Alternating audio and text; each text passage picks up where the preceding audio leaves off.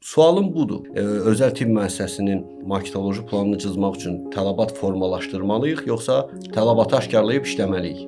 Bir özəl tibb müəssisəsi ilk növbədə, yəni ümumiyyətlə bütün müəssisələrə də, eyni zamanda tibb müəssisələrinə birinci özünün mövqelənməsini qoymalı ki, mən kiməm, özünün bir arxetipini, kimliyini formalaşdırmalıdır. Bu kimliyini, duruşunu bazara oturtmalı. Amma bazara oturduğunca birinci hazırki şərtlərdəki xəstə növbə görmək məsələsi, bunların üzərindən gedərək özünün müştəri bazasını saxlasın, bir dayanıqlılığını saxlasın, davamlı fəaliyyət göstərsin, amma zaman-zaman insanlara yeridilməlidir bu siyasət ki, əgər bir xəstəxanaya və ya laboratoriyaya gedirsənsə, mələdə səndən qan almırlarsa, bura yaxşı xidmət deyil. Ya da deyək ki, oradan qan iyi, bint iyi, dərman iyi gəlmirsə, bura yaxşı xidmət göstərmir demək deyil. İnsanlar növbə görmədikdə orada həkim yaxşı həkim deyil demək deyil. Bu işin doğru planlaşdırılması demək məsələsidir.